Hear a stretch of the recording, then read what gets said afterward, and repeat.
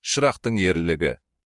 Біздің заманымыздан бұрын 519 жылы бірінші Дарий сақтарға жорық жасаған кезде парсы әскері бүкіл Азияны бағындыру мақсатын көздеген еді.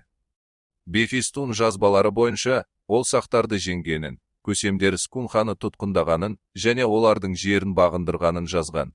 Бефестун жазбалары парсы патшасы бірінші Дарийдің өзінің жеңістерін тарихта қалдыру үшін Ирандағы Керманшах Хамадан жолының бойындағы жартасқа біздің заманымыздан бұрын 516 жылы жаздырған жазулар.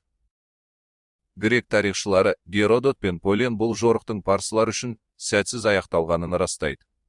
Ежелгі грек авторы Полен Дарийдің соғыс әрекеттерінен түк шықпады. Парсылар сақ жасақтарының соңына түсіп, даланы кезумен болды.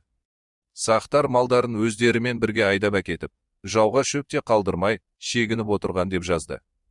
Геродоттың жазбалары бойынша сақтар шегініп, парсы әскерін шөлейтті жерге әкетпекші болған. Сақтардың артқа шегініп отыруы, малдарын ілгері алып кетуі және артта қалған жерлерді қаңыратып қою, олардың әскери өнерінің ерекше стратегиялық қырын көрсетеді.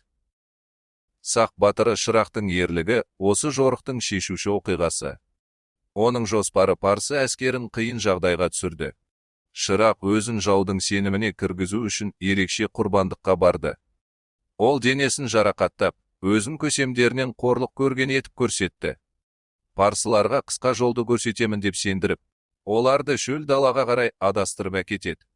Нәтижесінде жау әскері сусыздықтан, аштықтан және аптабыстықтан қырыла бастады. Ақырында Шырақ оларға, елімді жаудан аман алып қалу үшін мен сендерді алдадым. Сендер енді шөл далада қырыласыңдар, дейді. Шырақ батыр қаза тапты. Нәтижесінде парсы патшасының әскері шығынға ұшырап, жорығы сәтсіз аяқталды. Ежелгі заман авторларының еңбектерінен біз сақтардың күшті мемлекет болғанын, өздерінің қуатты көршілерінің шабуылдарына ерлікпен тойтарыс бергенін көреміз. Олар осылайша ұлы даланы өз ұрпақтарына сақтап қалдырды. Сақтар парсылармен соғысып қана қоймай, кейбір жағдайларда одақтасып та отырған. Біздің заманымыздан бұрын 490 жылы марафон шайқасында сақтар парсылардың құрамында болып, гректерге қарсы соғысты. Сақтар парсылармен бірігіп, Египеттегі және Грекиядағы соғыстарға қатысқан.